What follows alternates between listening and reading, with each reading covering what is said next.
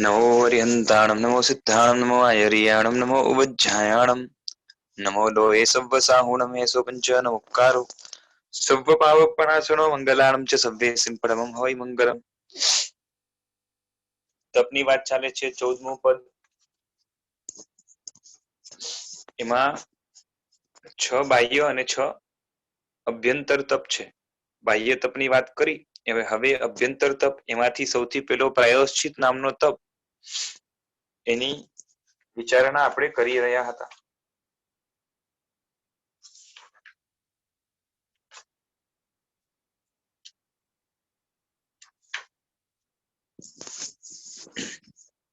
પ્રાયશ્ચિતમાં શું હોય તો કે પ્રાયશ્ચિતમાં આત્મા ઉપર જે દૂષણ લાગ્યા છે, પાપો લાગ્યા છે, દોષો લાગ્યા છે, એનાથી શુદ્ધ થવા આલોચના વગેરે કરે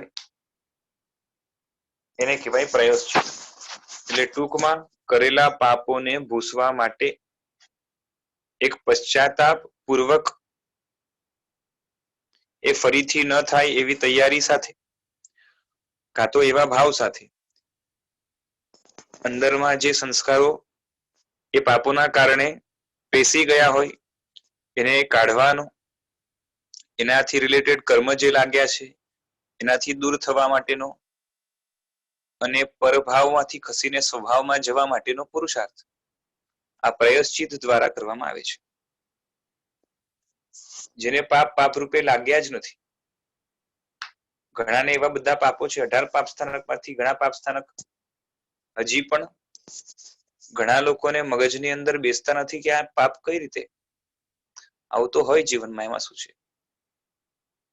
બોલો? પહેલે પ્રાણાધિપાત પાપ લાગશે, મૃષાવાદ ખોટું બોલવું પાપ લાગશે, ત્રીજે અદત્તા દાન ચોરી કરવી, ક્યારેક ક્યારેક કોઈક જગ્યાએ કરવું પડે આવું મનમાં બેઠું છે છતાં પણ પાપ લાગશે, મૈથુન પાપ લાગશે, પરિગ્રહ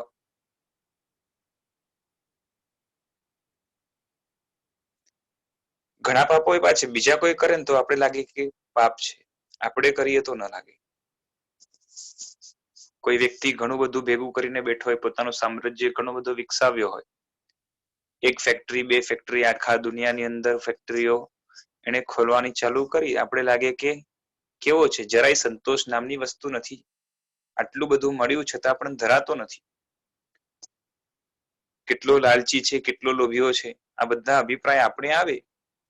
પણ આ જ વસ્તુ આપણી સાથે હોય તો આપણે પાપ લાગે ખરું?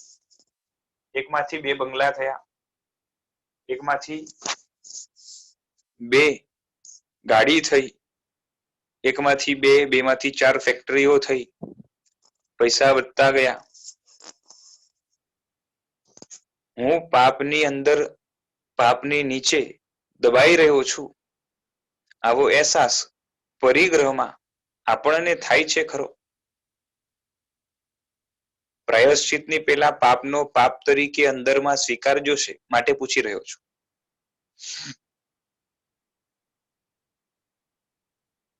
બોલો. અપેક્ષાએ પરિગ્રહ એ બધા પાપનો બાપ છે. મૂર્છા માટે થઈને જ હિંસા કરીએ છીએ, ચોરી કરીએ છીએ, બરોબર છે કે નહીં? બધા પાપનો બાપ છે પરિગ્રહ, લોભમાંથી પેદા થયેલો છે. આ આપણને પાપ લાગે છે ખરું? જો પાપ જ ન લાગતું હોય તો એનું પ્રાયશ્ચિત ન આવે, અને પ્રાયશ્ચિત ન આવે તો નિજરાનો સવાલ જ નથી. અભ્યંતર તપ એ બાહ્ય તપ કરતા વધારે ઇમ્પોર્ટન્ટ છે, એનું કમ્પલ્શન બાહ્ય તપ કરતા વધારે વધી જાય છે. આ બધું રહેવાનું.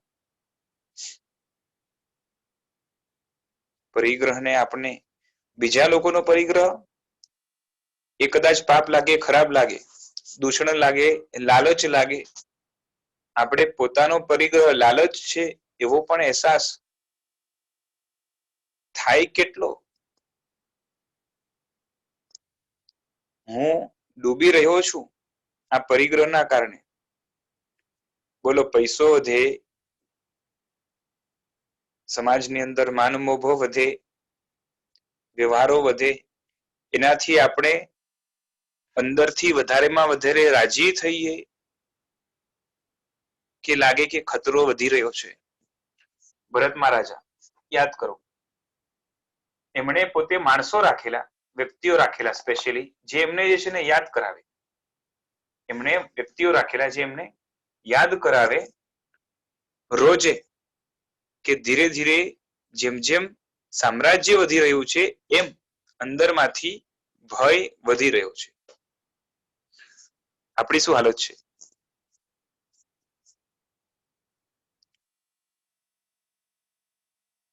પરિગ્રહ આપણને અંદરથી ખૂંચે છે, ડંખે છે ખરું કે હાલત ખરાબ છે?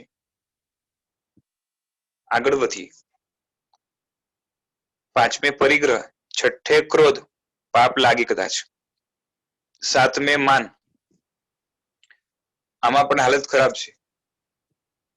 ઘણી વાર તો આપણો માન કશાય વધે આપણને દેખાય જ નહીં, તો એનો પાપ તરીકે, પશ્ચાતાપ તરીકે મને અભિમાન આવી ગયું, આની આલોચના લેનારા કેટલા મળે આપણને. મારાથી ક્રોધ થઈ ગયો એની આલોચના લેનારા, પશ્ચાતાપ કરનારા ઘણા મળશે. મેં કોઈ સાથે માયા કરી, મળશે. મારો લોભ છૂટતો નથી, એવું પણ એકવાર જે છે ને અંદરથી કબૂલાત થશે. મને અભિમાન થયો, એના માટે આલોચના લેનાર કેટલા મળે? એના માટેનો અંદરમાં પશ્ચાતાપ, રંજ, ખરાબ થયું એવા પ્રકારનો ભાવ થવો બહુ દુષ્કર છે. આગળ વધીએ. માયા. ઘણા નાના નાના માયાના જે છે ને કાર્યો આપણને માયા લાગતી નથી જીવનમાં, કે આ બધું તો ચાલે. લોભ છે અંદર વણાઈ ગયું છે અને એમાંથી જ પરિગ્રહ જન્મે છે. લોભ કદાચ ખરાબ લાગે પણ પરિગ્રહ ખરાબ લાગતો નથી, એ આપણે જોઈ ગયા. સાતમે માન, આઠમે માયા, નવમે લોભ, દસમે રાગ. બોલો, રાગ ખરાબ લાગે? રાગ દ્વારા હું અંદરથી બળી રહ્યો છું, અંદરથી મારી બેચેની વધી ગઈ છે. પાપ લાગે ખરું? આપણે કોઈ જગ્યાએ બેઠા છીએ, ઉભા છીએ, કોઈ નાનકડો બાળક, આપણા ઘરનો જ નાનકડો કોઈ ભૂલકો બાળક હોય, અને એ બાળક દેખાવામાં ઘણો ક્યુટ હોય, દેખાવડો હોય, રૂપાળો હોય, એને આપણે તેડીએ, એના ગાલ પંપાડીએ, એના માથે હાથ ફેરવીએ અને એને રમાડીએ. આ બધી રાગની ક્રિયા છે. આવા પ્રકારનો પણ રાગ છે તો પાપ. આવો અહેસાસ આપણને થાય ખરો? બાળકને રમાડવાની વાત, નાની વાત, ના પાડવાની વાત નથી, પણ એની અંદર જયારે રાગ ભળે છે તો એ રાગ પણ મને અંદરથી બાળી રહ્યો છે, મારા માટે ખરાબ છે, મારો સ્વભાવ નથી, આવો વિચાર આવે કેટલાને?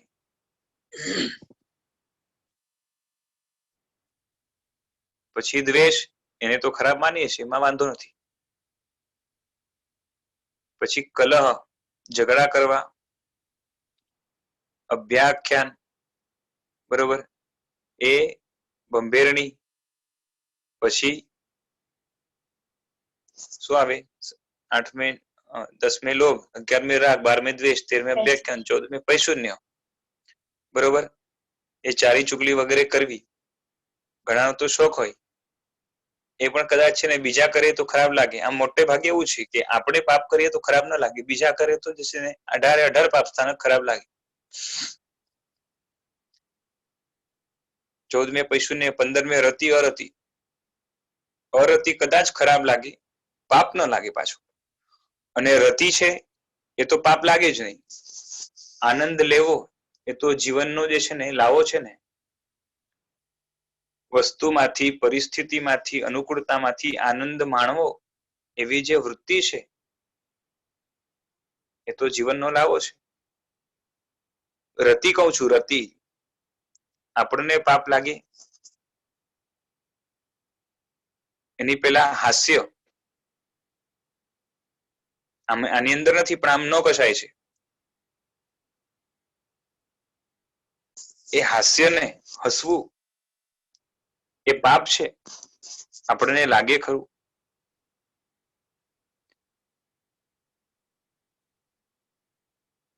રતી રતી પછી આજે આવે છે ને 15મે રતી રતી 16મે પર પરિવાર, બરોબર છે. બીજાની વાતો કરવી, સમય બગાડવો, માયા મૃષાવાદ, માયાપૂર્વક જે છે ને ખોટું વગેરે બોલવું,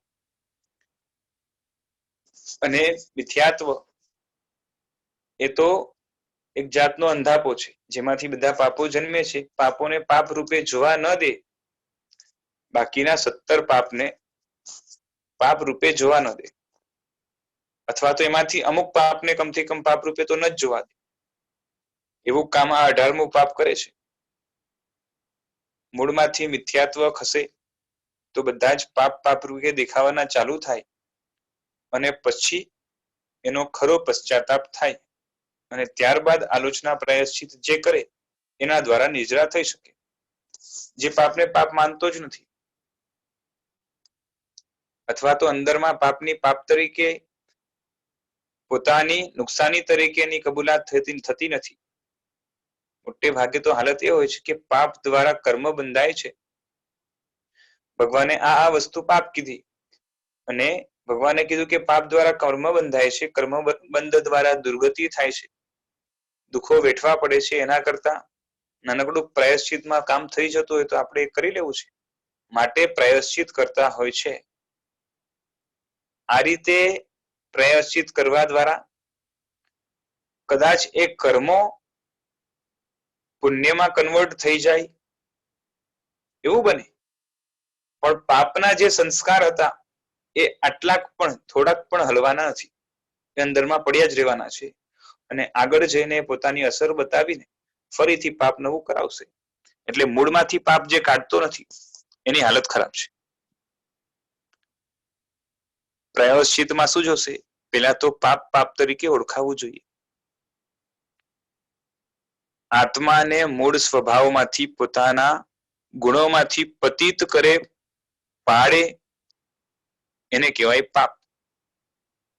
અને આવું આપણા માટે હરેક ક્ષણે બની રહ્યું છે. હરેક ક્ષણે હું પાપની અંદર છું, આવું ભાન, અને કયા પાપની અંદર છું 18માંથી એ શોધવાનું જ રહ્યું આપણા માટે. નવરા બેઠા હોય, કઈ કામ ન કરતા હોય, આપણને લાગે કે આપણે કોઈ પાપ નથી કરી રહ્યા, પણ કોઈને કોઈ કશાય મનની અંદર પણ સતાવતો હોય. ક્રોધ હશે, કા માન હશે, કા માયા હશે, કા લોભ હશે, બરોબર છે. હાસ્ય માટે થોડાક નિમિત્ત વગેરે જોઈએ, બની શકે વિચાર કરતા કરતા હાસ્ય ક્યારેક આવી જાય એવું બને. સમજાય છે? એટલે આ બધા જ કષાયમાંથી કોઈને કોઈ કષાય આપણા મન ઉપર, આપણા આત્મા ઉપર લગાતાર હાવી છે, અને એ બધા જ પાપ છે. અને એનાથી પ્રેરાઈને આપણે જે પણ મનોવચન કાયાની ક્રિયા કરીએ છીએ એ બધા પણ પાપ છે. આટલું મગજમાં બેસશે માનુભાવ, અને બેસ્યા પછી એનો પશ્ચાતાપ, ખરા અર્થમાં અંદરથી મારું અહિત થાય છે, રોવાનું મન થાય, અંદરથી થાય કે હું કેટલો નીચ છું, હીન છું. એક તો સમજતો નથી, અને જેટલું સમજ્યો એનાથી પાછું ફરવાનું મન નથી થતું, કપાળ કૂટવાનું મન થાય કે કેટલી બધી અધમ યોગ્યતા મારી, અને એમાંથી મારે પોતાને સુધારવો છે, અને માટે આ બધા પાપોની અંદરમાં પ્રિન્ટ થઈ છે, છાપ પડી છે, એને મારે ભૂસવી છે. સહેલું નથી, છતાં પણ હું પ્રયત્ન ચોક્કસ કરીશ. દેવગુરુનો સથવારો પણ મને મળશે એવો મને વિશ્વાસ છે. અને આ ભાવપૂર્વક અંદરમાં પ્રાયશ્ચિતમાં ભાવો કરે, એનું નામ પશ્ચાતાપ અથવા તો પ્રાયશ્ચિત. હવે પ્રાયશ્ચિત પછી આમ તો છે ને પ્રાયશ્ચિત વગેરેના પણ પ્રકારો છે શાસ્ત્રની અંદર. પ્રાયશ્ચિતના જુદા જુદા પ્રકારો બતાવ્યા છે. 9 પ્રકારના પ્રાયશ્ચિત છે. એકવાર બધાનો નામ ઉલ્લેખ લઈ લઉં અને થોડું થોડું એક એક લાઈનમાં સમજાવી દઉં જેથી બધાને ખ્યાલ આવે. પેલું પ્રાયશ્ચિત હોય છે આલોચન. જે બહુ બારીક પાપો છે, એકદમ ઝીણા પાપો છે. બારીક એટલે આમ જોવા જઈએ તો નાના, અને આમ આપણી ભાષામાં કહીએ તો સ્થૂલ. એ પાપને પાપ તરીકે ખાલી યાદ કરી લઈએ ને કે મારાથી ભૂલ થઈ ગઈ, અને એટલું યાદ કરવા માત્રથી એ પાપ દૂર થઈ જાય.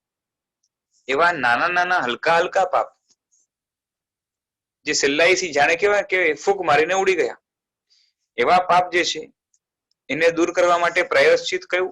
આલોચના.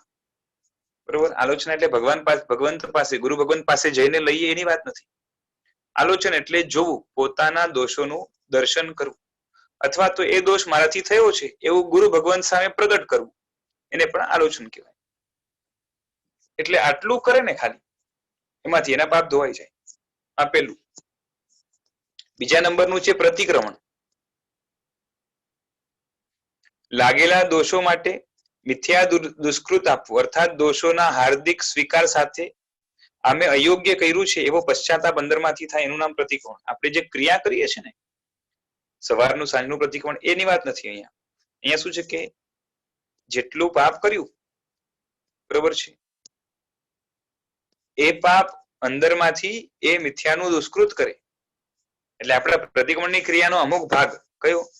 જેમ આપણે વંદિતું સૂત્ર બોલીએ ને, અને ઈચ્છામી પરિક્રમ્યુમ જો મેં દેવસ્યો અయ్యాરો કહો, બરોબર, એ જે છે ને એ પ્રતિક્રમણ છે. ઈચ્છામી પરિક્રમ્યુમમાં એ શોર્ટમાં પ્રતિક્રમણ આવે, અને એનું જ લેન્ધી ફોર્મ કેમાં છે? તો કે વંદિતું સૂત્રમાં છે. તો આ જે છે એની સાથે પશ્ચાતાપના ભાવો હોય, કારણ કે બધા પાપનો એની અંદર ઉલ્લેખ છે શોર્ટમાં, અને એનાથી પશ્ચાતાપ થાય કે મેં અયોગ્ય કર્યું છે, એટલે પોતાના મિથ્યાત્વનો દુષ્કૃત કરે, મિચ્છામિ દુક્કડમ, અને નિંદા કરે, તો એ પ્રતિક્રમણ છે. એના પછી આલોચન પ્રતિક્રમણ. એટલે શું કે આલોચના અને પ્રતિક્રમણ બંને કરવા, એટલે દોષોને ગુરુ સામે પ્રગટ પણ કરે અને પશ્ચાતાપ પૂર્વક પોતે જે છે ને મિથ્યામિ દુક્કડમ પણ આપે. બંનેનો કોમ્બિનેશન. એના પછી ચોથા નંબરે છે વિવેક. વિવેક એટલે અહીંયા ત્યાગ છે. એટલે હવે સાધુ માટે સમજો કે ઉપયોગ પૂર્વક આહાર આદિ લેવા છતાં અશુદ્ધ આવી જાય. સાધુ છે, એમણે કોઈ આહાર લઈ આવ્યા, પણ પાછળથી ખ્યાલ આવ્યો કે આ અશુદ્ધ આવ્યું છે. અશુદ્ધ એટલે જે આવવું જોઈએ એની જગ્યાએ જે છે ને જુદું આવ્યું છે, ન ખપે એવું આવ્યું છે. કાળજી બધી લીધી છતાં પણ આવી ગયું, તો હવે શું કરવાનું? તો કે એ વાપરવું નહીં, એને છોડી દેવાનું, એનો ત્યાગ. હંમેશા માટેનો નહીં, એ લાવ્યા છે એ નહીં વાપરવું, બસ. તો આ પણ એક જાતનું જે છે ને એ શું છે? પ્રાયશ્ચિત છે.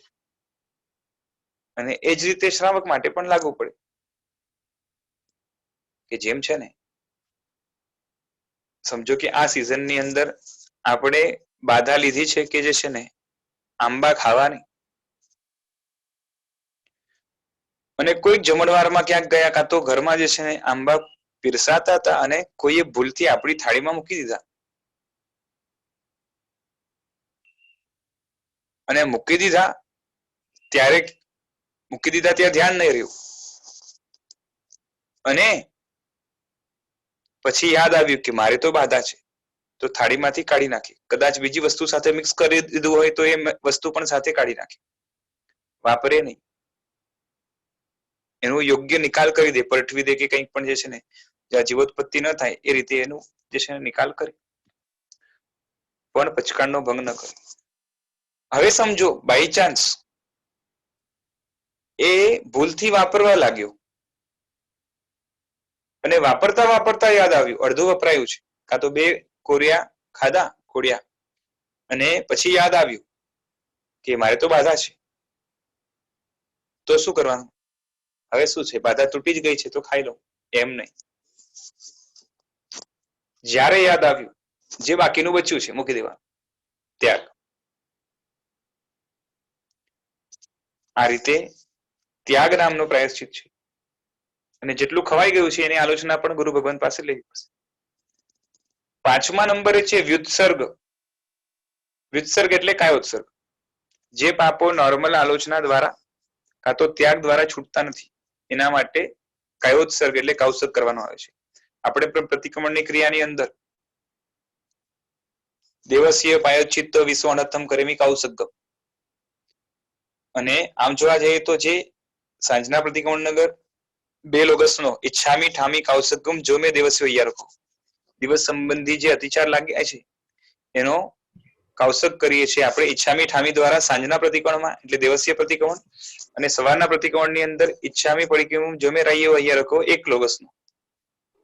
તો જે કાઉસક કરીએ છીએ એ કાયોત્સર્ગ દ્વારા આપણે શું કરીએ છીએ? પ્રાયશ્ચિત કરીએ છીએ કે જે કર્મો મેં વંદિત્વ સૂત્ર દ્વારા કે ઈચ્છામી પરિક્રમી જો મેં અહીંયા કહું એના દ્વારા નથી કપ્યા, નિંદા કરી, ગરહા કરી, છતાં પણ જે રહી ગયા છે મજબૂત છે એને તોડવા માટે શું કરીએ છીએ? તો આ કાયોત્સર્ગ કરીએ છીએ, કાઉસક કરીએ છીએ.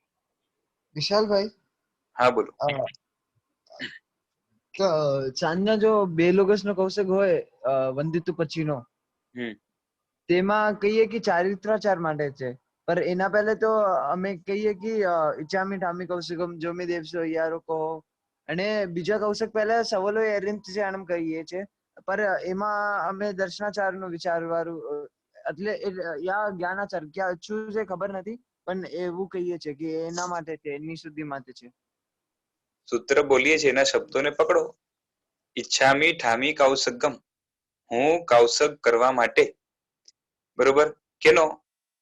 જો મેં દેવસ્યો અહીંયા કહો, દેવસ સંબંધી જે અતિચાર કીધા છે એના સંબંધી હું જે છે ને એ કાઉસક કરું છું. સીધી વાત છે.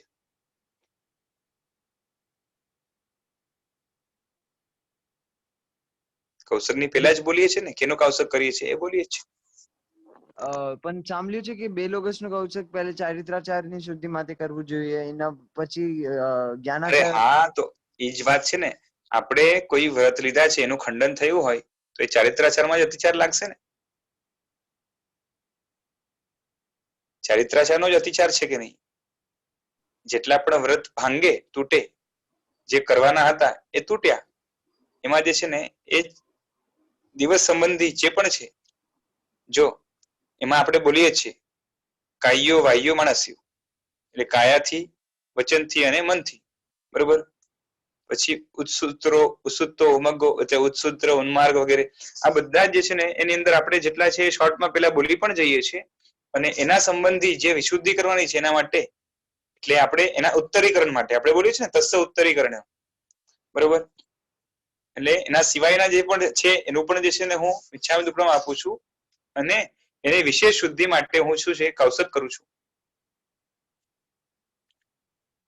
તો એ અતિચાર છે ને એ અહીંયા જે છે ને જે લાગ્યા છે એ ધોવાય છે, બરોબર છે. પછી બીજો સંવલો એ અરિહંત ચેયાણમ છે, તો એની અંદર દર્શનાચાર હશે લગભગ, બરોબર છે ને. સેકન્ડ જે આવે ને 1 ઓગસ્ટ કન્ફ્યુઝન છે, દર્શનાચાર છે કે જ્ઞાનાચાર છે, કન્ફ્યુઝન છે બંને વચ્ચે. ના ના, એ જ્ઞાનાચાર. કન્ફ્યુઝન છે. પેલો ચારિત્રાચાર આવશે, બીજા નંબરનું દર્શનાચાર. અરિહંત ચેયાણમ બોલીએ છીએ, દર્શનાચાર જ હોય ને. ત્રીજો પુખરવર્દીનો આવે ને જે, એ શ્રુત સંબંધી છે એટલે જ્ઞાનાચાર આવશે. સૂત્ર જોઈ લ્યો તમે. હા જી, બરાબર. શ્રુત એ જ્ઞાનાચાર છે, બરાબર. અને એના પછી જે છે ને એ સ્પેશિયલી આ 2 કાઉસક આવે છે, શ્રુત દેવતાના અને જે છે ને ક્ષેત્ર દેવતાનો, એ આખું જુદું છે. પછી જેને જ્યાં આચરણ ના હોય, પણ આની અંદર આ રીતે સિક્વન્સ છે.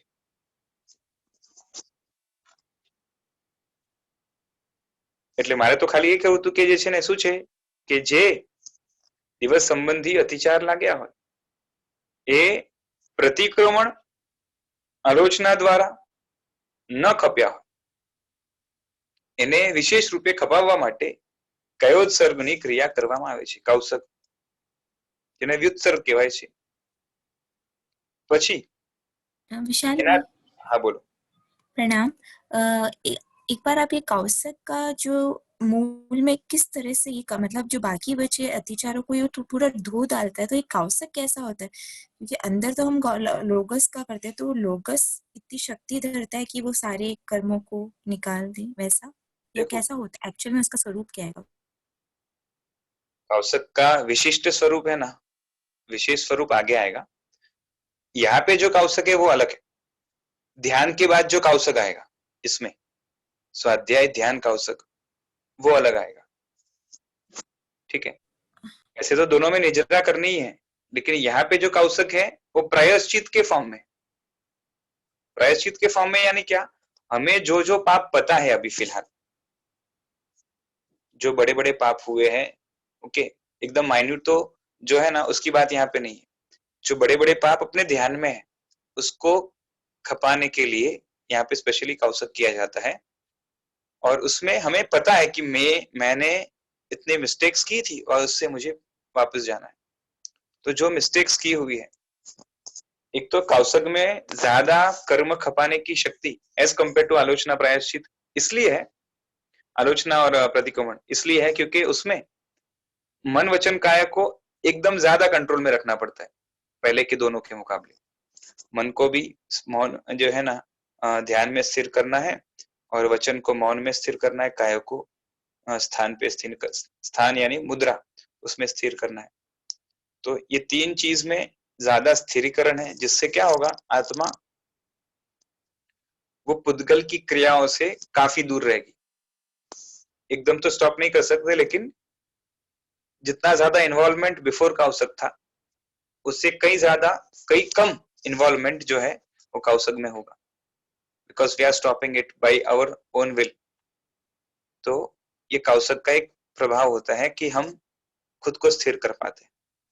और साथ में ये स्थिर करने के बाद मन से जो ध्यान करना है, तो उसमें ध्यान किसका है, तो हम अभी की जो प्रणाली है उसमें लोगस का ध्यान करते हैं, यानी भगवान के नाम को याद करके बाद में कित्तीय वंदीय महिया कीर्तन किया, वंदन किया, महिमा गाई, ये जो भी हमने किया लोगस में, तो उसमें हम लोग जब परमात्मा को याद करते नाम के साथ, उसभ मजियम च वंदे, तो एक एक परमात्मा का स्वरूप हम लोग ने जो पाप किया है उसके विपरीत ध्यान में आना चाहिए.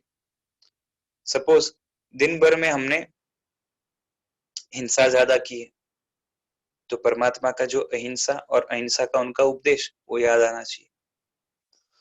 अगर दिन भर में हमने लोभ ज्यादा से उसका सेवन किया हुआ है, लालच ज्यादा की, अभिमान ज्यादा किया है, क्रोध ज्यादा किया है, तो क्रोध ज्यादा किया तो परमात्मा की क्षमा ध्यान में आनी चाहिए.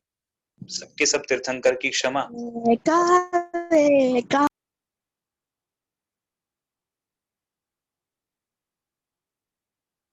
और वैसे ही लोभ ज्यादा किया है तो परमात्मा की जो निष्पृहता है, परमात्मा ने जो लोभ का त्याग बताया हुआ है, ये सारी चीज याद आना चाहिए. और लोभ का जो विपाक होता है, उसके जो फल होते हैं, उससे परमात्मा किस तरह से निष्पृहता की वजह से बच गए और अंदर में से संतोष में रहकर आत्मा के गुणों को भोग रहे हैं, तो ये स्वरूप एक ध्यान में आना चाहिए. तो ऐसा करने से क्या होगा कि जो अंदर संस्कार पड़े हुए हैं वो मिटेंगे, क्योंकि जिस चीज का हमें आकर्षण होता है वो चीज अपने नजदीक आएगी, और जिससे हमें क्या होता है कि क्या बोल सकते हैं कि आकर्षण नहीं होता है या उससे द्वेष होता है, नफरत होती है, तो हमें अपने पापों से अगर घृणा होगी तो वो जो है वो हमसे दूर जाएंगे, वो भाव अंदर से मिटने लगेंगे. तो ऐसा कायोत्सर्ग का सामान्य से स्वरूप है. विशाल भाई, थैंक यू. हाँ जी बोलो. નવકારની મહિમા બહુ ગાઈ છે, તો એમ ક્યું મતલબ નવકાર ને ધ્યાનમાં કૌશિક કરી શકીએ ને લોગસમાં કેમ કે છે, અથવા પણ કે છે તો નવકારની મહિમા જ્યાદા છે તો નવકારને આપને પ્રાથમિકતા આપવી જોઈએ ને. નવકારનો મહિમા છે એ જ રીતે લોગસનો પણ મહિમા છે. અપેક્ષાએ નવકારનો મહિમા વધારે છે તો બીજી અપેક્ષાએ લોગસનો મહિમા એના કરતા પણ વધારે છે. તો રહેવાનું છે જેમ, કેમ કે આપણે અહીંયા એકાંત નથી, આ તો શું છે કે જેને જેવી સાધના કરવી છે એના આધારે નક્કી થાય. લોગસનો જે છે ને મહિમા અપેક્ષાએ નૌકાર કરતા ઘણો વધારે છે. બરોબર છે, કારણ કે એમાં સ્પેશિયલી તીર્થંકર જે નૌકારના મૂળમાં છે, આખા નૌકારનું મૂળ કોઈ હોય તો એ અરિહંત છે, અને એ અરિહંત એટલે તીર્થંકર. એની અંદર ગુણ ગાયા છે. કેવા છે અરિહંતો? તો કે સાગરથી ગંભીર છે, ચંદ્રથી નિર્મળ છે, બધા ગુણો પણ ગાયા છે. તો જયારે ગુણ ગાવાનું આવે ને ત્યારે વિશિષ્ટ જે છે ને ભાવો ખીલે, વિશિષ્ટ ભક્તિ ખીલે, વિશિષ્ટ આજ્ઞા પાલનની શક્તિ ખીલે. અને એમાં પણ એક એક જયારે નામ લેવાય ત્યારે એક એક ના સાથે અનુસંધાન સધાય છે. સંભવનાથ ભગવાન, મુનિસુરત સ્વામી, એક એકનું જે છે ને જીવન, એમની આકૃતિ, એમનો વર્ણ બધું ધ્યાનમાં આવે. બરોબર છે. તો એના કારણે જે છે ને શું થાય કે આપણે ઘણો લાંબો સ્કોપ મળે છે વિચારણા માટે. અને પરમાત્માનું જે છે ને શું કરવું છે આપણે, તો કીર્તન કરવું છે, વંદન કરવું છે, બધું ધ્યાનમાં આવે છે. તો લોગસમાં નમસ્કાર તો કર્યા જ છે, વંદન તો કર્યા જ છે, સાથે સાથે ગુણ ગયા છે. તો એ છે ને એનો મહિમા અપેક્ષાએ વધારે રહેવાનો છે. નવકારમાં પણ ગુણ છે, અને એમાં તો અધિષ્ઠાયક વિદ્યા દેવી બધી હોય, અને સર્વ પાપ પનાશનો પણ કહીએ છે. આપણે હમણાં કર્મ ખપાવવાની વાત છે, અધિષ્ઠાયક નું શું કામ છે? પણ સર્વ પાપ પનાશનો પણ છે ને. હા તો છે તો ખરી, એમાં શું છે, એની ના નથી. તો છે લોગસ છે એ સર્વ પાપનો નાશ ન કરી શકે એમ કહો છો તમે? ના ના, પણ તો શું કહેવા માંગો છો? લોગસ થી સર્વ પાપો પનાશનો ન થાય, અને આખા નૌકાર થી સર્વ પાપનો નાશ થાય, કે ખાલી નમો અરિહંતાણમ થી પણ થઈ શકે? નમો અરિહંતાણમ થી પણ થઈ શકે. તો પછી ઇક્કોવી નમુકારો જીનવરો અસ વર્ધમાન અસ સંસાર સાગરો તારી નરમ નારી, પરમાત્મા મહાવીરને કરેલો એક પણ નમસ્કાર નર કે નારીને તારવા માટે સમર્થ છે. બરોબર. હવે એક ખાલી પરમાત્મા મહાવીરને કરેલો નમસ્કાર જે છે ને તારવા માટે નર ને નારીને સમર્થ હોય, તો નમો અરિહંતાણમ બોલીએ તો કેટલો સમર્થ હોય. અને એમાં પણ બધા તીર્થંકરોના ઘણા બધા નામ ઉલ્લેખ સાથે આખો લોગસ બોલાય. એમાં પણ જે છે ને ભવિષ્ય ભૂતકાળના બધા તીર્થંકરોનો પણ જે છે ને એમાં ઉલ્લેખ છે પાછું. અને કેમ કે 24 પી કેવલી કહ્યું કે આ 24 પણ કેવલી, એટલે 24 પણ થી શું આવે કે આ પણ અને બાકી બધા પણ. તો વિશિષ્ટ રૂપે જયારે એમાં વર્ણન હોય તો એનું સામર્થ્ય હજી વધી જાય. અપેક્ષાની વાત છે. બરાબર. જો હું નૌકારનો મહિમા ઓછો નથી કરતો, પણ લોગસનો વધારી રહ્યો છું. એટલે ઉલટી રીતે નહીં લેતા, પણ જે છે ને એ અપેક્ષાની વાત છે કે જેમાં જે છે ને વિશિષ્ટ યોજના માટે ત્યારે તત્કાલ જે છે ને તમે નૌકારનું એકદમ બહોળું લાંબુ ધ્યાન કરો તો અલગ વસ્તુ છે. પણ જયારે 4 નૌકાર ગણવાના આવે ત્યારે તમે જે છે ને વિશિષ્ટ વિચારણા માટે ત્યારે બહુ સ્કોપ નહીં મળે. પણ લોગસની અંદર તીર્થંકર માટે થોડીક વિશિષ્ટ વિચારણાના શબ્દો જ એમાં મૂકેલા છે, એટલે એ વિચારણા આવી જશે. એટલે બની શકે ત્યાં સુધી લોગસ, અને ન આવડતું હોય તો નૌકાર.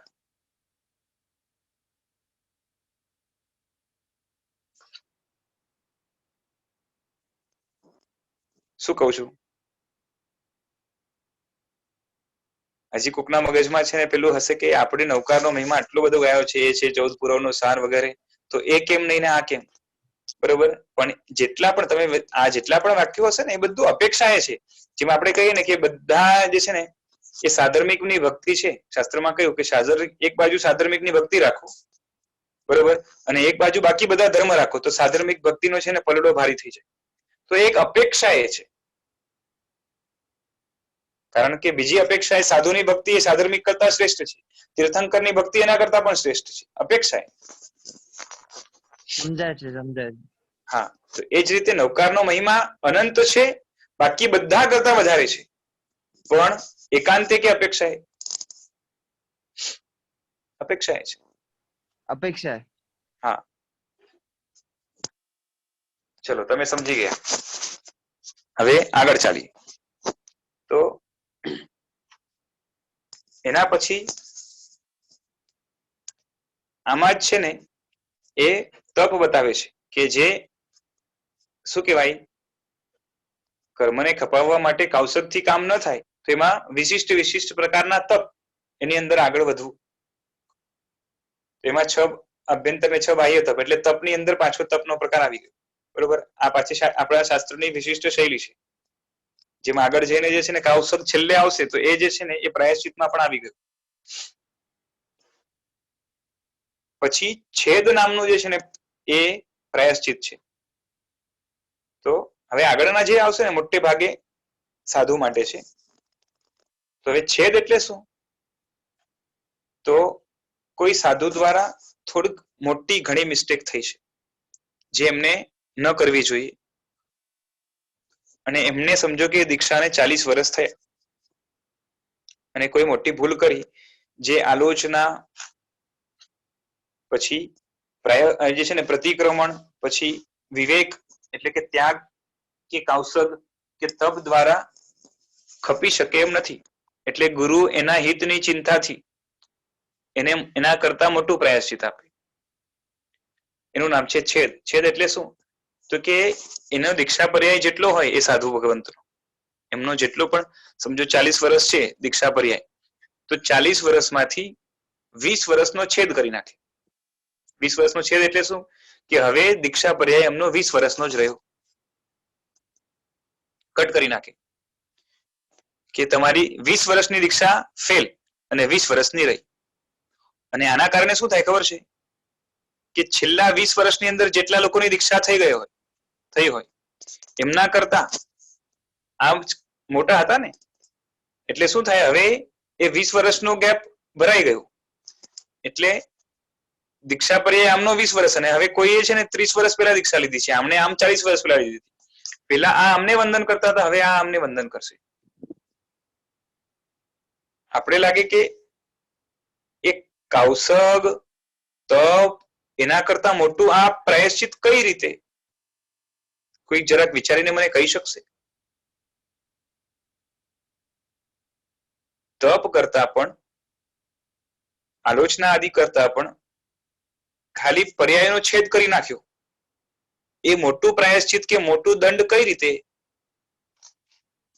અહીં એમના માનની પણ પરીક્ષા થશે ને હવે પહેલા. કારણ કે તપ કરવો સહેલો છે, પણ માન ઉપર વિજય મેળવવા માટે બરોબર આ જે છે ને કાર્ય અઘરું છે.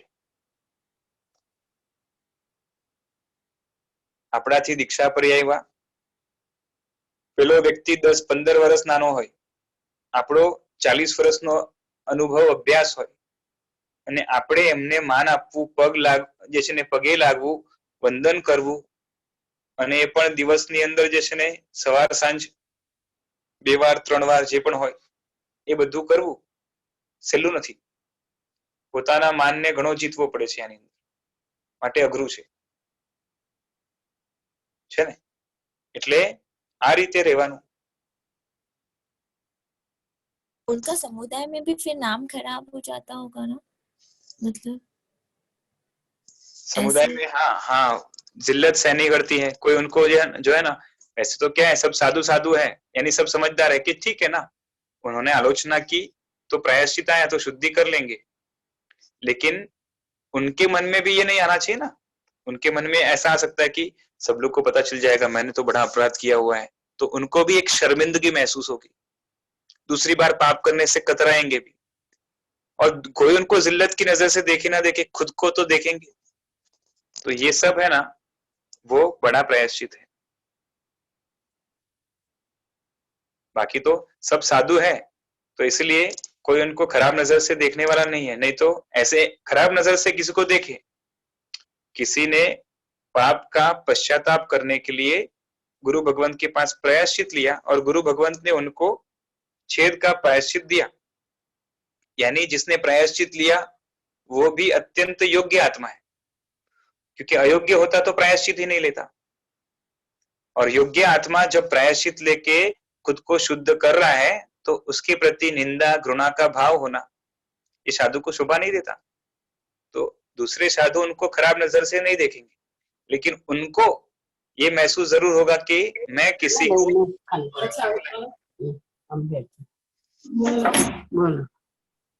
उनको क्या फील होगा कि मैं किसी को मुंह दिखाने लायक नहीं रहा.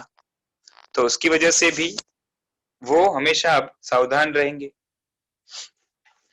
तो ये बड़ा है. कभी कभी तो पूरा दीक्षा पर का छेद हो जाता है, 40 साल है ना पूरे उड़ा देंगे जैसे नए नए दीक्षित हो। यानी अभी किसी ने अभी अभी भी दीक्षा ली है 2 दिन पहले तो उनको भी वंदन करो।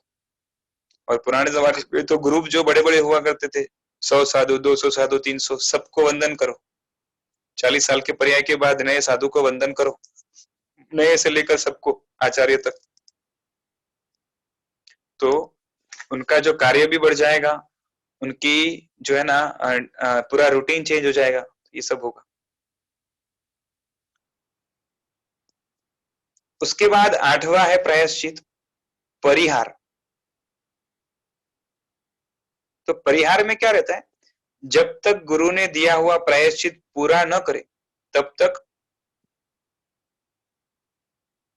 दोष के साथ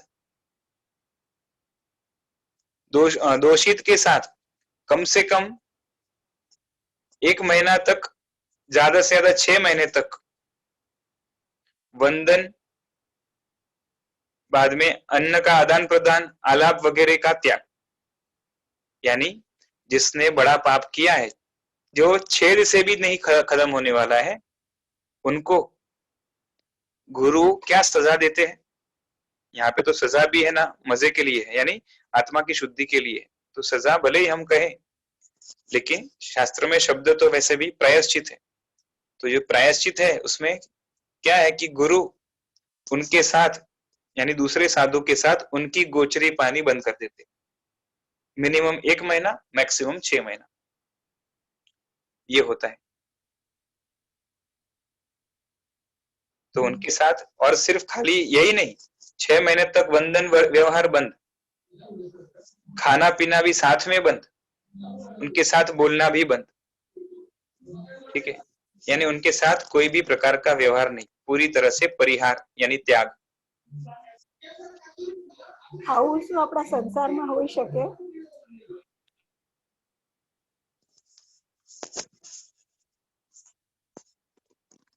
हाँ बोलो, क्या बोल रहे थे? ગુરુજી, हाँ बोलो। આ બધા જે પ્રાયશ્ચિતનું તમે હમણાં વર્ણવો છો એ સાધુ પ્રત્યેના જે છે કે આમાં સંસારી પ્રત્યે આવી રીતે કોઈ નિયમ હોઈ શકે? શ્રાવકોના એવા દ્રષ્ટાંત કોઈ મારા ધ્યાનમાં નથી।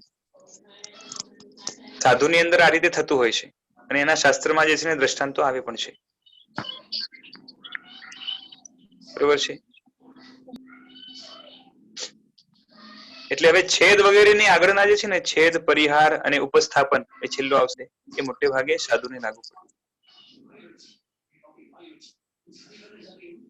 તમે માઇક ઓફ રાખજો, ત્યાંથી છે ને પેલું છે, અવાજ બધાને ડિસ્ટર્બ કરશે। બીજા કોઈનું પણ ચાલુ છે, કવિશભાઈ નામ આવી રહ્યું છે, ઓફ લાગે છે।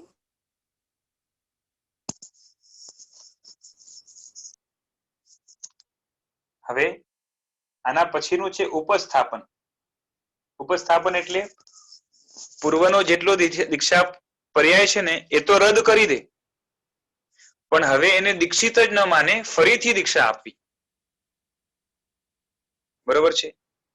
આખે આખો દીક્ષા પર્યાય રદ કરી દે અને ફરીથી નવેસરથી દીક્ષા આપે, એને કહેવાય ઉપસ્થાપન, બરોબર છે। જેમ હમણાં છે ને, હમણાંની જે દીક્ષા હોય છે ને એને છેદોપસ્થાપન કહેવાય। એનું કારણ શું છે ખબર છે? એટલે એની રીત શું છે કે જે જાહેરમાં દીક્ષા અપાય છે ને, બડી દીક્ષા ને છોટી, હા હા બસ, એ જે છોટી દીક્ષા છે એટલે કે જાહેરમાં જે દીક્ષા વાંચતે ગાજતે અપાય છે એ નાની દીક્ષા છે, અને એના પછી સમજો કે મહિના 2 મહિના પછી એ ફરીથી જે વડી દીક્ષા અપાય છે એ છેદોપસ્થાપન છે। એટલે કે 2 મહિનાનો જે દીક્ષાનો પર્યાય હતો ને એ બધો કટ થઈ જાય, નવેસરથી પાછી દીક્ષા મળે અને ત્યારથી મેઇન દીક્ષા ગણાય। એટલે જેટલો પર્યાય હતો એનો છેદ થઈ ગયો અને ફરીથી ઉપસ્થાપન કર્યું, એટલે નવેસરથી દીક્ષા ત્યારે અપાય છે। મહાવ્રતોનું આરોપણ વગેરે ત્યાં કરવામાં આવે છે। અને આવું જે છે ને એ પેલા ને છેલ્લા તીર્થંકરના શાસનમાં હોય છે, વચ્ચેના 22 તીર્થંકરના શાસનમાં નથી હોતું। અને એનું કારણ શું છે કે પાછળથી દીક્ષા તૂટવાના ચાન્सेस વધારે હોવાના કારણે પેલા એક જાતનું શું કહેવાય કે એક જાતનો ટ્રેનિંગ પીરિયડ સમજો, અને ટ્રેનિંગ પીરિયડની અંદર ભૂલ વગેરે થાય એકવાર ચાલે, અને એનું જે છે ને પ્રાયશ્ચિત એટલે આ છેદ કરી નાખીએ એટલે ઉડી જાય. અને પછી જે છે ને નવેસરથી આ એક પદ્ધતિ જ છે હમણાં, પછી ભૂલ ન થાય તો પણ જે છે ને એનો છેદ કરવામાં આવે છે. અને ફરીથી જે છે ને ઉપસ્થાપન એટલે વડી દીક્ષા આપવામાં આવે છે. અને એની પહેલા જે છે ને એ વચ્ચેના ગાળાની અંદર એનાથી રિલેટેડ જે છે ને અમુક જોગ કરવાના હોય છે, એટલે કે એક વિધિ સ્પેશિયલી કરવાની હોય છે. અને એ જોગ કર્યા પછી આ વડી દીક્ષા અપાય છે.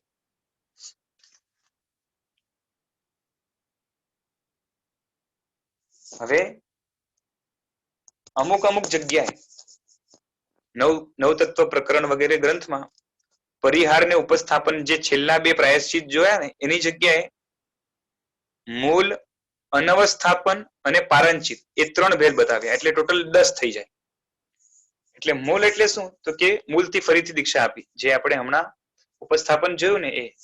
બીજું છે કે અનવસ્થાપ્ય એટલે કે કરેલા અપરાધનું પ્રાયશ્ચિત ન કરે ત્યાં સુધી મહાવ્રત ફરીથી ન ઉચ્ચારે. શું કરે? કરેલો જે અપરાધ છે એનું પ્રાયશ્ચિત ન કરે ત્યાં સુધી ફરીથી મહાવ્રતો ન ઉચ્ચારે. એનું જે પણ પ્રાયશ્ચિત આપે કે આટલા આ કરવાનું છે, આટલા ઉપવાસ, આટલું પેલું જે પણ કરવાનું આપે એ જ્યાં સુધી ન આપે, એટલે કરીને ન આપે ત્યાં સુધી ફરીથી મહાવ્રત તરત ન ઉચ્ચારે, જ્યાં સુધી પૂરું કરીને ન આપે. એટલે ત્યાં સુધી એ સાધુ તરીકે ન કહેવાય. અને છેલ્લું છે પારાંચિત, એટલે મોટું છે ને એ મોટો દોષ છે. તો એમાં બહુ મોટા દોષ હોય ને, દાખલા તરીકે કોઈ સાધ્વીનો શીલ ભંગ કર્યો એટલે બહુ જ મોટો દોષ થઈ જાય.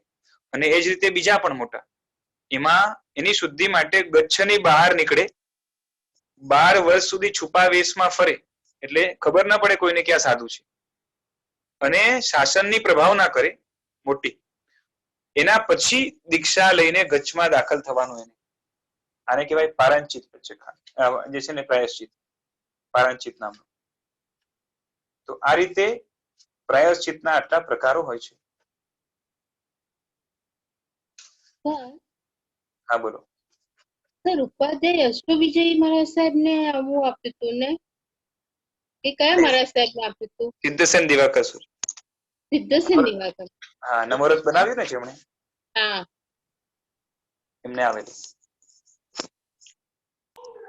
ગુરુજી, ખીણગી નિદ્રાની માટે એક ગુરુજીનો દ્રષ્ટાંત આવે છે કે મેં ખીણગી નિદ્રા વખતે જે હાથીને એનો જીવ લીધો હતો, બરોબર. એમાં શું હોઈ શકે? એટલે એનું પ્રાયશ્ચિત તરીકે નિદ્રાને હિસાબે કે એ દ્રષ્ટાંત મને એકદમ બહુ ધ્યાનમાં નથી, એટલે કોઈ દી સાંભળ્યું નથી એમ, એટલે એના એ બાબતમાં કઈ નહીં કહી શકું. એટલે મને ધ્યાન છે ત્યાં સુધી સાહેબજી એક મિનિટ, બીજા કોઈનો બી માઇક ચાલુ છે કે ખબર નહીં. હા બોલો, ચલો. સાહેબજીને ખીણગી નિદ્રાનો ઉદય થયો. હા, ઉદય થયો. એટલે બરોબર. દરમિયાન એમને રાતના જ ઊંઘમાં જ એક હાથીનો વધ કર્યો. બરોબર. અને આવીને એ સુઈ ગયા. જ્યારે સવારના ગામમાં ખબર પડી ત્યારે બહારથી તો એકબીજાને બધા જોતા હતા, પણ અહીંયા ગુરુજીને ખ્યાલ આવ્યું કે આવી રીતના એમના ઉદયના કારણે એમના વસ્ત્ર જે છે એ આવી રીતના છે, જ્યારે ગુરુજીને એ ચીજની કોઈ કલ્પના નથી કે આ કાર્ય કરી આવ્યા છે. બરોબર છે. એ તો આ ખબર પડે તો સીધી દીક્ષા જ મુકાવી દે. પણ એ ગુરુજીને પોતાને નિદ્રાનો ઉદય હતો એટલા માટે એમને પોતાને ખબર નહોતી એમ. અચ્છા, એમને ખબર નહોતી. હા હા. બાકી આવું ખબર પડે તો એના ગુરુ છે ને એની દીક્ષા છોડાવી દે. હા, ને એમને એ ઉદયના કારણે એ ખબર નહોતી. તો એ વખતે એટલે એ પોતાની પ્રાયશ્ચિત એ રીતે એમને હોય કે પછી ગુરુજી એમને આપે? ખબર ના હોય તો એનું પ્રાયશ્ચિત જ ના થાય ને. ખબર પડે તો પ્રાયશ્ચિત થાય ને. જે વસ્તુ ખબર જ ના હોય એનું તો પ્રાયશ્ચિત કઈ રીતે થાય? અચ્છા, ઓકે. તમે છે ને સમજો કે કંદમૂળની બાધા લીધી છે કે કંદમૂળ ન ખાવું, અને ક્યાંક કોઈ પ્રસંગમાં કોઈ વસ્તુમાં કંદમૂળ આવી ગયું અને તમે ખાઈ લીધું, તમને ખબર જ ન પડી. બરોબર. ખબર એટલે એની અંદર હતું અને આવ્યું અને તમે ખાઈ લીધું, અને છેક સુધી ખબર ન પડી અને કોઈએ તમે કીધું જ નથી. હવે તમારી પાસે ઇન્ફોર્મેશન જ નથી તો તમે પ્રાયશ્ચિત કઈ રીતે કરી શકો? પાછળથી ખબર પડે તો એનું પ્રાયશ્ચિત તો લઈએ જ ને. પાછળથી ખબર પડે તો ખબર પડે તો પ્રાયશ્ચિત લેવાય. ખબર જ ના પડે છેક સુધી તો હા એટલે એ જ કે એમનું પીળંજી નિદ્રામાં એ હા. ને એટલે એમને ખબર પડે તો એ પ્રાયશ્ચિત લે. અચ્છા તો એમનું ગુરુજી સાથે પણ આમાં પણ પાછું છે ને કેવું છે કે ચિણદ્દી નિદ્રા વાળો જે છે ને એ મરીને નરકમાં જાય છે. એવો ઉલ્લેખ મેં ક્યાંક વાંચ્યો છે કે મરીને નરકમાં જ જાય. અને જનરલી ખબર હોય તો દીક્ષા બી નથી અપાતી ને. હા એ તો એની માટે. અને પાછળથી ખબર પડે તો છોડાવી દે દીક્ષા. હા છોડાવી દે. હા સર કોઈનો વિડીયો ચાલુ રહેશે એક મિનિટ કેટલાનો માઇક ચાલુ છે? બાપરે, એ 3 જણા. બેનનો વિડીયો કાયમ માટે પ્રીતિબેન કરીને છે ને બીજા એક મનોજભાઈ છે, એમનો વિડીયો ચાલુ છે અને એ વચ્ચે વચ્ચે હમણાં સ્ક્રીન પર આવતો હતો પ્રીતિબેન નો વિડીયો. તો પ્લીઝ ઓફ કરી દો ને. હા એમને ખ્યાલ નહીં હોય ને, હું અહીંયાથી જ કરી દઉં છું. હા તો તમે કરી દો.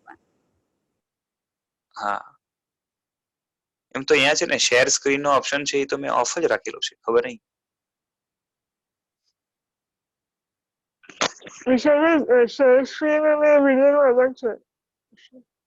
અચ્છા તો સ્ક્રીન શેરમાં વિડીયો નથી આવતો.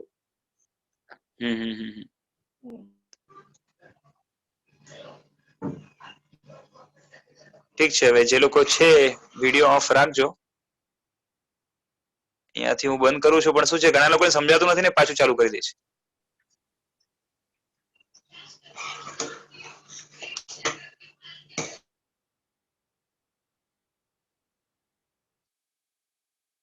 ચાલો ઠીક છે.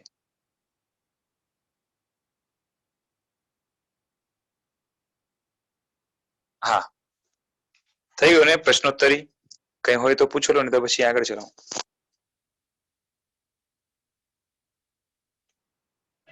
સર તમે સિદ્ધસેન દિવાકરજીનું જે દ્રષ્ટાંત કીધું એમાં શું એટલે એમને બી પ્રાયશ્ચિત લેવું પડ્યું 12 વર્ષ? હા એટલે એમાં મને એકદમ દ્રષ્ટાંત મેં ક્યાંય વાંચ્યો નથી, સાંભળ્યો છે કે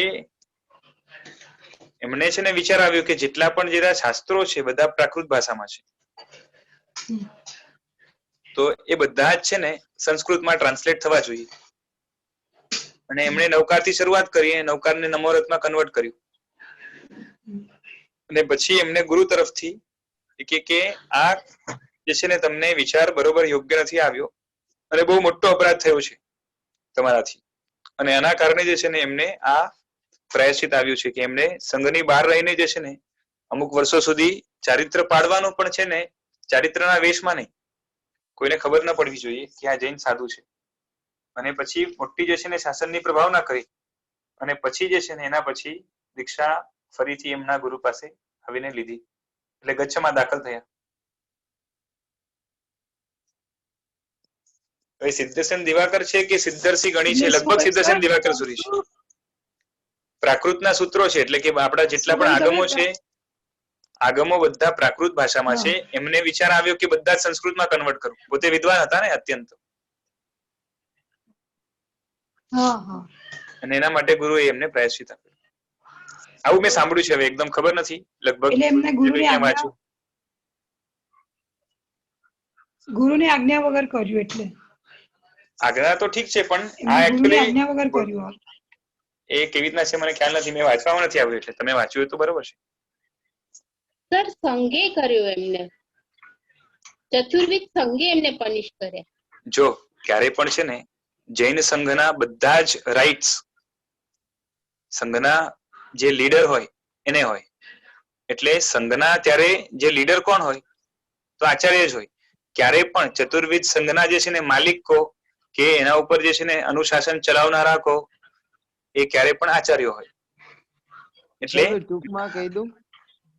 હા બોલો, સ્ટોરી તમને ખ્યાલ હોય તો મેં સાંભળ્યું છે કે એ સિદ્ધસેન દિવાકર સુરીજી એ મંદિરમાં પ્રાકૃતમાં બોલતા હતા સૂત્ર બધા, અને બ્રાહ્મણ બધા એમને કે પ્રાકૃત વાપરે, તો એકદમ લોકો હલકી ભાષા કહેવાય, લોકની ભાષા કહેવાય. હા, સંસ્કૃત તો ઉત્કૃષ્ટ ઉત્તમ છે. તો એમને વિચાર આવી જાય કે એવી રીતે હું બધા સૂત્ર સંસ્કૃતમાં કરી દઉં તો એના આલોચના રૂપ એમને આવે 12 વર્ષ સુધી અજ્ઞાત તરીકે ફરવું, મતલબ જૈન સંત તરીકે ન ફરવું અને એક મોટા રાજાને પ્રતિબોધ આપીને એને જૈન બનાવવું. પછી એમને વિક્રમ રાજાને પ્રતિબોધ કર્યો છે ને, એવું છે લગભગ. વિક્રમાદિત્યને ઉજ્જૈનમાં ત્યાં કલ્યાણ મંદિરની રચના કરીને પાર્શ્વનાથ ભગવાનની મૂર્તિ શિવલિંગમાંથી પ્રકટ કરીને એમને પ્રતિબોધ આપ્યો. બરોબર, ચાલો સરસ. મને તો સ્ટોરીઓ છે ને તમે કીધી હોય ને પાછી આ 10 દિવસ પછી પૂછશો ને તો લગભગ ભૂલાઈ જાય એવી હાલત છે. સ્ટોરીઝ છે, નામ છે અને નંબર્સ છે, આ બધા છે ને એ પેલું પિક્ચર છે ને એ ખરું નાનકડા બાળકનું, એના મગજમાં ઓલા નંબર એમ ફરતા હોય એવી હાલત છે. આ મેથ્સ મારું સારું છે પણ કેલ્ક્યુલેશન કરવાનું કહો ને તો આળસ આવે. ચાલો હવે પ્રાયશ્ચિત પછી પ્રાયશ્ચિતમ પછી વિણવ. પેલા નંબરનું પ્રાયશ્ચિત, બીજા નંબરે વિનય. જે ગુણ છે અને ગુણી છે એના પ્રત્યે આશાત્માના ત્યાગ પૂર્વક ભક્તિને બહુમાન કરવું એનું નામ છે વિનય. બરોબર છે. હવે વિનયના જે પ્રકાર છે, આપણે એમ તો વિનય પદ આવી ગયો હતો પણ અહીંયા એક જુદી રીતે જે છે ને 4 પ્રકારના વિનય જુદી રીતે બતાવ્યા છે એ જરાક જોઈ લઈએ. જ્ઞાન વિનય, દર્શન વિનય, ચારિત્ર વિનય અને ઉપચાર વિનય, એમ 4 પ્રકારનો વિનય અહીંયા બતાવ્યો છે. જ્ઞાન વિનય એટલે શું? તો કે મતિ આદિ 5 પ્રકારનું જે જ્ઞાન છે એ જ્ઞાનની તથા તે જ્ઞાનના વિષયની, એ જ્ઞાન જે વસ્તુને જોઈએ છે બરોબર, એનો જે વિષય છે એની શ્રદ્ધા કરવી, જ્ઞાન તથા જ્ઞાનીની ભક્તિ કરવી, બહુમાન કરવું, અને જે જ્ઞેય પદાર્થ છે એટલે કે જે જાણવા યોગ્ય પદાર્થ છે એનું ચિંતન કરવું, વિધિપૂર્વક નવું જ્ઞાન ગ્રહણ કરવું અને ગ્રહણ કરેલા જ્ઞાનનું પરિશીલન કરવું, આ બધું જ્ઞાન વિનય છે. ટૂંકમાં જ્ઞાનનો અંદરમાં મહિમા વધે અને ક્ષયોક્ષમ વધે અને સમ્યક જ્ઞાન રૂપે એ પરિણામ પામીને સૂક્ષ્મતાથી જ્ઞાન ગ્રહણ કરવાની શક્તિઓ પ્રગટે, એ જેના દ્વારા થાય એને જ્ઞાન વિનય કહેવાય છે. બીજું છે દર્શન વિનય, એટલે કે સમ્યક દર્શન એનો વિનય, એટલે તત્વભૂત અર્થોની શ્રદ્ધા, તત્વાર્થ શ્રદ્ધા નામ સમ્યક દર્શન. એટલે તત્વરૂપ જે 9 તત્વ છે એ બધા જ જે પદાર્થો છે 9 એના અર્થની ઇન ધ સેન્સ કે શું કહેવાય, એનો જે ભાવાર્થ છે, એનો જે રહસ્ય છે, એનો મર્મ છે, એની શ્રદ્ધા કરવી. તો આ જે સમ્યક્ત્વના લક્ષણ છે એનાથી આત્માને વાસિત કરવું. શમ, સંવેગ, નિર્વેદ, અનુકંપા, આસ્તિક્ય વગેરે જે સંકેતના સમ્યક્ત્વના લક્ષણો છે એનાથી આત્માને ધીરે ધીરે વાસિત કરવું. દેવગુરુની આશાતના ન કરવી તથા ઉચિત સેવા કરવી, આ બધું જ દર્શન વિનય છે. ભક્તિ વગેરે કરવી, આ બધું દર્શન વિનય છે. પછી ચારિત્ર વિનય, 5 પ્રકારનું જે ચારિત્ર છે બરોબર. કયું છે 5 પ્રકારનું ચારિત્ર? આપણે પેલા જોઈ ગયેલા. સામાયિક, બોલો. સામાયિક, ચેદોપસ્થાનીય, પરિહાર, વિશુદ્ધિ, સૂક્ષ્મ સંપ્રાય અને યથાખ્યાત. સરસ. તો આ જે 5 પ્રકારનો ચારિત્ર છે બરોબર છે. સામાયિક એ 2 પ્રકારની છે, દેશવૃત્તિ અને સર્વવૃત્તિ બરોબર છે. પછી છેદોપસ્થાપનીય છે, તો છેદ કરીને પાછો ઉપસ્થાપન, જેની હમણાં વાત થઈ, તો એ એની માટે છે, તો કે સર્વવૃત્તિ માટે છે. અને પછી પરિહાર વિશુદ્ધિ છે, એમાં સ્પેશિયલ અમુક જાતનો જે છે ને પરિહાર વગેરે કરવામાં આવે. પછી એ સૂક્ષ્મ સંપ્રાય છે, એટલે કે જરાક થોડાક કષાયો જ્યાં બાકી છે, 10મા ગુણ સ્થાનકે, અને યથાખ્યાત જેને આપણે વિતરાગતા કહીએ છીએ. તો આ 5 પ્રકારનો જે ચારિત્ર છે એના ઉપર શ્રદ્ધા રાખી અને યથાશક્તિ આચરણનું ચારિત્રનું પાલન કરી અને અન્યને ચારિત્રનો ઉપદેશ આપે અને ચારિત્રના જે પણ સાધનો છે, ઉપકરણો છે અને ચારિત્રવાન જે વ્યક્તિ છે એ બધાની વિનય, વ્યાવચ, ભક્તિ વગેરે જે શક્ય હોય એ બધું કરે, એ ચારિત્રનો વિનય છે. અને છેલ્લો છે ઉપચાર વિનય. ઉપચાર વિનય એટલે શું? કે સમ્યક દર્શનાગી જે પણ ગુણો છે અને ગુણી છે બરોબર, એ ગુણથી અધિક મોટાઓ જ્યારે આવે, જેમ આપણાથી કોઈ દીક્ષાના પર્યાયમાં, શ્રાવકના પર્યાયમાં, ઉંમરના પર્યાયમાં પણ, બરોબર, એટલે આ ધર્મના ક્ષેત્રની અંદર એ વધારે હોય, મોટા હોય, તો જ્યારે જ્યારે આવતા હોય ત્યારે આપણે થોડાક સામા જઈએ, હાથ જોડીએ, એ આવે ત્યારે ઊભા થઈ જઈએ, આસન એમને આપીએ બેસવા માટે, વંદન કરીએ, આદર સત્કાર કરીએ અને એમના ગુણોની પ્રશંસા વગેરે કરીએ. આ બધો જ ઉપચાર વિનય છે, બરોબર છે. તો આ બધું એ ઉપચાર વિનય એટલે કે વિનયનો વ્યવહાર જેને કહેવાય, એને ઉપચાર વિનય કહેવાય. આ 4 પ્રકારનો વિનય અહીંયા બતાવ્યું છે. હવે એના પછી શું આવશે? વેયાવચ. તો વેયાવચની અંદર વિશિષ્ટ પ્રકારે એ ભક્તિ આવશે, એટલે એક જાતની આપણી ભાષામાં કહીએ તો સેવા. એ સેવા કેમાં આવશે? તો કે વેયાવચમાં આવશે. આચાર્ય આદિ જે પણ મહાપુરુષો છે, આપણા માટે તો મુનિ પણ મહાપુરુષ છે, તો એ બધાની સેવા વિનયમાં શું છે કે એમાં માનસિક બહુમાનની પ્રધાનતા છે અને કરવાનું એટલું બધું નથી હોતું. વેયાવચમાં કરવાનું પણ ઘણું હોય છે, માનસિક તો રહેવાનું છે, કારણ કે વિનય પછી વેયાવચ છે, એટલે વિનય છે ને એ વેયાવચમાં રહેવાનું, એટલે વિનય પૂર્વકનો વેયાવચ હોય. તો એમાં બાહ્ય વેપાર, પછી આહાર આદિ દ્રવ્યનું પ્રદાન કરવું, એ બધું રહેવાનું. માટે વેયાવચ એટલે વિશિષ્ટ સેવા છે, બરોબર છે. અને વેયાવચના એમાં પણ જે છે ને એ 10 ભેદ આપણે પેલા જોઈ લીધા છે, છતાં પણ એકવાર કહી દઉં કે આચાર્ય, ઉપાધ્યાય, તપસ્વી, નવા દીક્ષિત, જ્ઞાન, પછી ગણ. ગણ એટલે આચાર્યનો, એક આચાર્યનો સમુદાય, એક સમુદાયના જે મેન આચાર્ય હોય એટલે એક આચાર્યનો એક ગ્રુપ. પછી અનેક સમુદાય એટલે એટલે ઘણા બધા જે ગચ્છ છે એટલે સમુદાય, એનો એટલે ઘણા બધા સમુદાયનો એક ગ્રુપ, એને કહેવાય કુલ. અને ઘણા બધા કુલ જ્યાં ભળે ત્યાં જે છે ને એ ગણ કહેવાય. અને ઘણા બધા ગણ ભેગા થઈને જે છે ને સંઘ બને, એ છે. પછી સાધુ છે, અને સમનોજ્ઞ એટલે કે પરસ્પર ગોચરી પાણીનો જ્યાં વ્યવહાર હોય એ બધા, બરોબર છે. આ બધાની સેવા કરવી એ વેયાવચના ભેદ છે બધા. તો આવશે. હવે એના પછી છે સ્વાધ્યાય. કારણ કે ગુરુની વિનય વેયાવચ કરો તો ગુરુ તમને જ્ઞાન આપે, અને એ જ્ઞાનથી તમારું શું થાય? સ્વાધ્યાય થાય. એ સ્વાધ્યાય આવશે. તો સ્વાધ્યાય એટલે શું કે નવો નવો શ્રુતનો અભ્યાસ કરતા જાય, જૂનાનું પણ રિવિઝન કરે. આમ શબ્દથી તમે જુઓ તો સ્વનો અધ્યાય એટલે કે પોતાને જાણવું, એટલે પોતાને જાણવાની ક્રિયા. પોતાને જાણવા માટે બીજાને પણ જાણવો પડે. આખા જગતને જાણીએ તો જ પોતાને પૂરી રીતે જાણી શકીએ, કારણ કે અસ્થિ ને નાસ્તિ બે છે આત્મા. આત્મા તરીકે અસ્થિ છે, અને આત્મા બાકી બધી વસ્તુ તરીકે નાસ્તિ છે. એટલે કે આત્મા તરીકે છે, અને આત્મા બાકી બધી વસ્તુ તરીકે નથી. તો આત્મા આમ નથી, આ નથી, આ નથી, આ નથી, એ બધું જાણવા માટે બધું જાણવું પડે, બરોબર છે.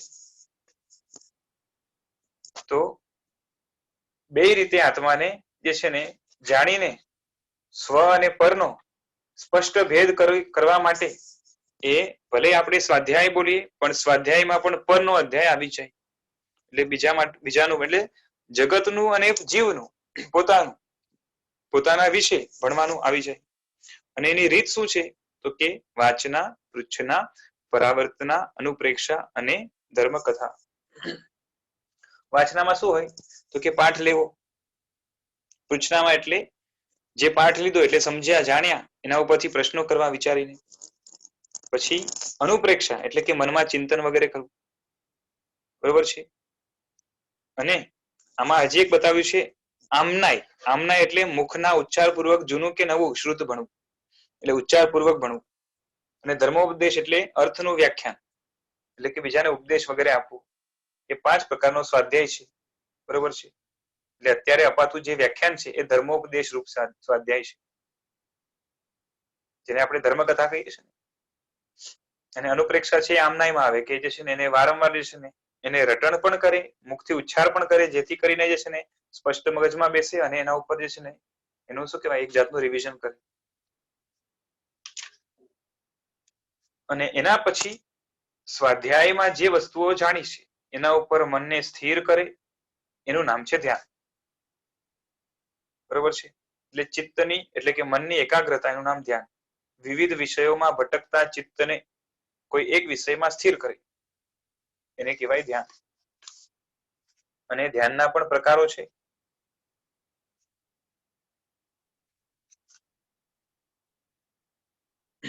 આમ તો ધ્યાન છે ને 4 પ્રકારનું હોય છે. આર્ત ધ્યાન, રૌદ્ર ધ્યાન, ધર્મ ધ્યાન ને શુક્લ ધ્યાન. તો અહીંયા કોની વાત ચાલે છે? તપની વાત ચાલે છે. તો તપની અંદર જે ધ્યાન આવશે, જે નિર્જરા કરાવશે એવા ધ્યાન કયા છે? તો ધર્મ ધ્યાન, એમાં પણ શુભ જે હશે એ શુભ ધર્મ ધ્યાન પણ જો તાત્વિક હશે તો નિર્જરા થોડી કરાવશે ને પુણ્ય ઘણું બંધાવશે.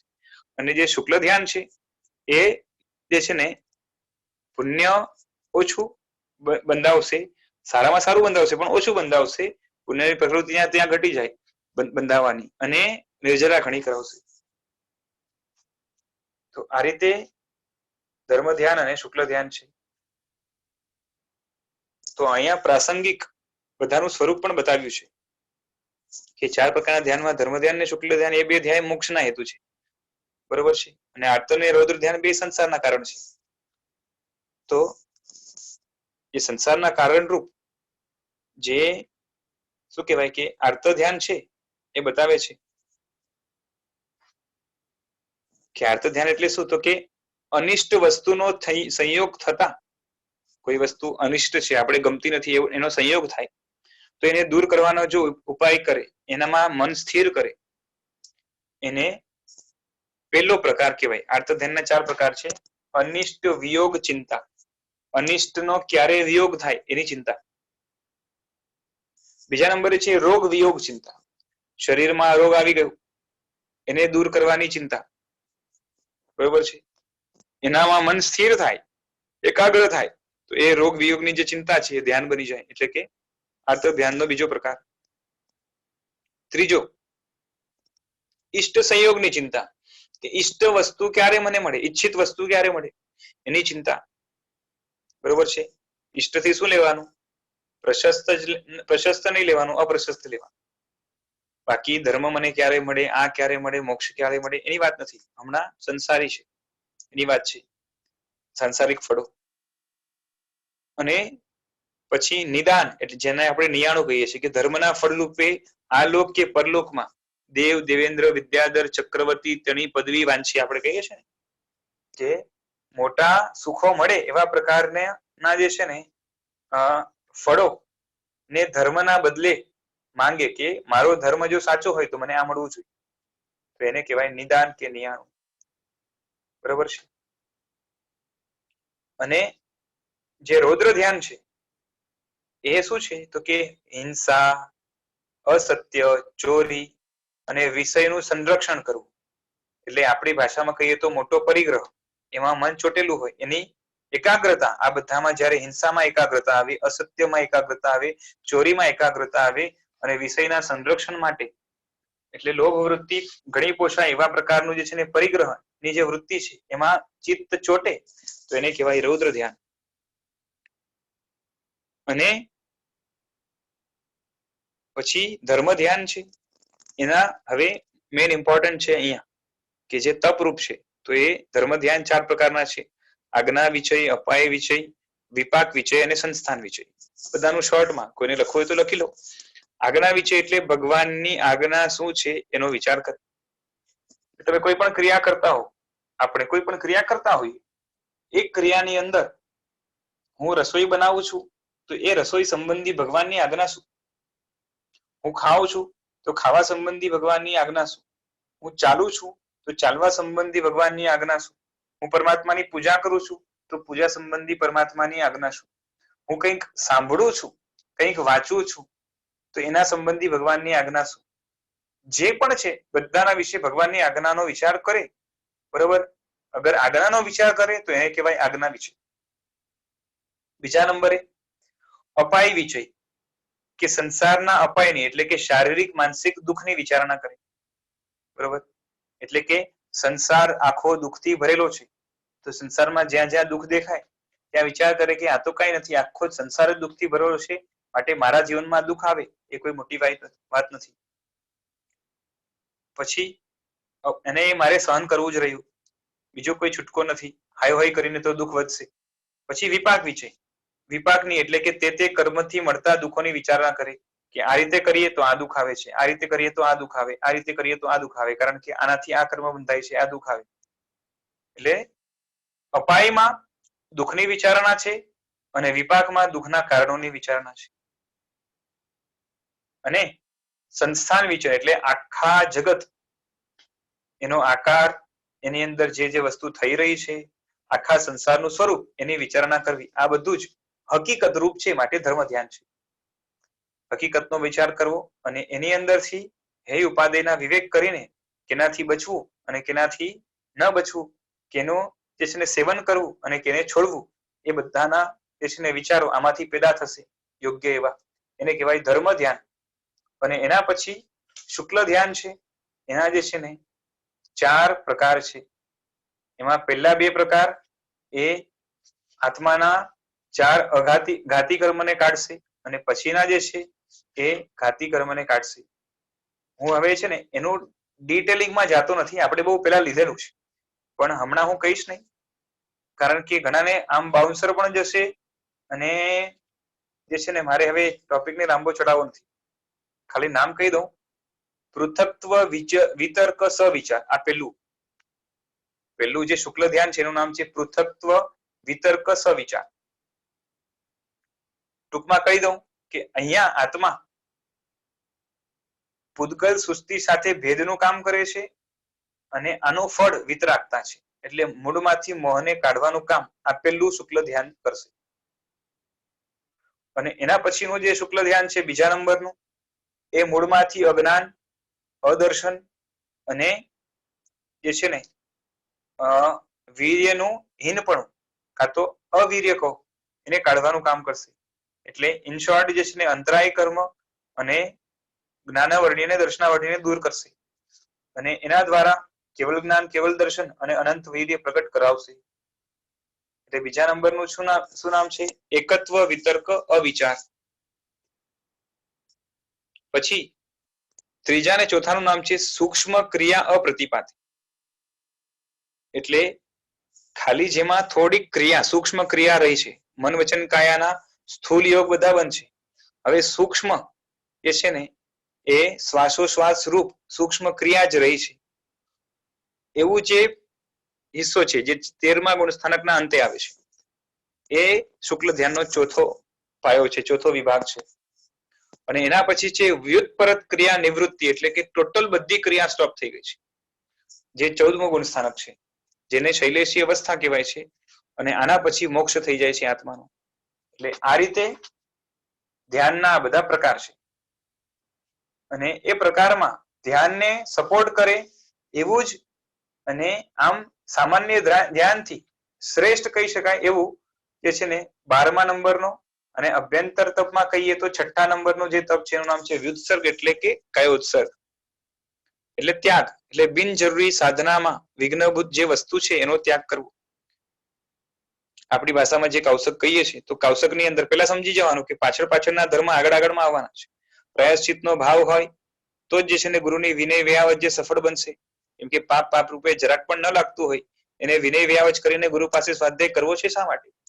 શુદ્ધિ કરવાની જે છે ને જરાક પણ અંદરમાંથી તૈયારી કે એ નથી તો એ કામ નહીં લાગે. એટલે પ્રાયશ્ચિતનો ભાવ કાં તો પ્રાયશ્ચિતની કમથી કમ યોગ્યતા એ કેળવે, એનું વિનય વ્યાવચ આગળ જઈને સ્વાધ્યાય અને એના પછી સ્થિરીકરણ રૂપ ધ્યાન અને પછી બધા જ યોગોને કાબુમાં લાવવા રૂપ જે છે ને એ કાયોત્સર્ગમાં કન્વર્ટ થઈને મોક્ષ અપાવશે. તો આ રીતે 12 પ્રકારના જે તપ છે એનો આમ જોવા જઈએ તો અનંત મહિમા છે. અને આખી સાધના અપેક્ષાએ આ 12 પ્રકારના તપની અંદર સમાઈ જાય છે. અપેક્ષાએ, બાકી આના સિવાયની પણ વસ્તુઓ છે, પણ આદિથી અંત સુધીનો પણ માર્ગ આની અંદર જો આવરી લેવો હોય તો લઈ શકાય.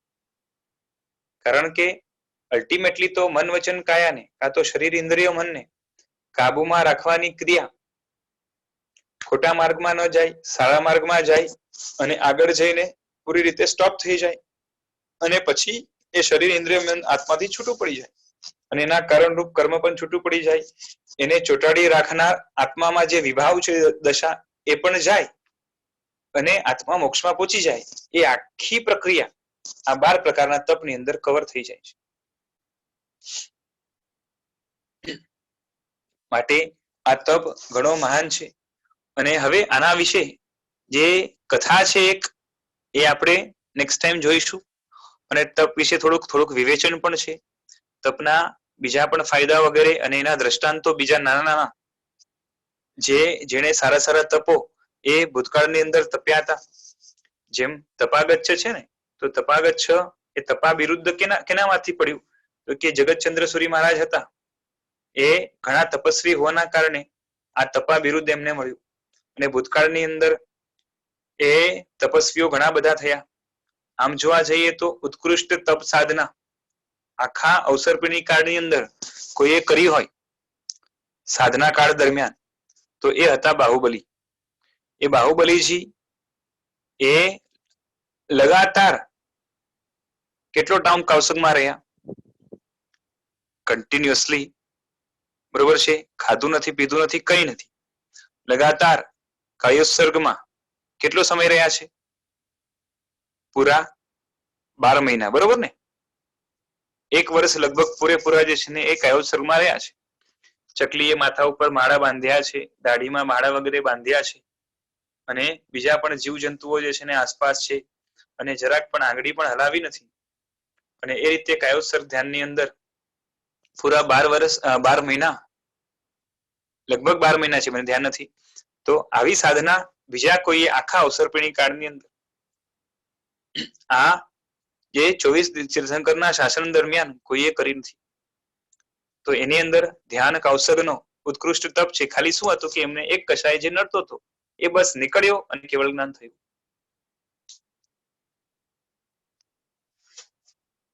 હવે બાકીનું જે છે ને આપણે નેક્સ્ટ ટાઈમ જોઈશું, આવતીકાલે. હમણાં અહીંયા રાખીએ છીએ. જીનાગના વિરુદ્ધ કઈ બોલાયો તો મિચ્છામિ દુક્કડમ પ્રણામ. ધન્યવાદ ગુરુજી.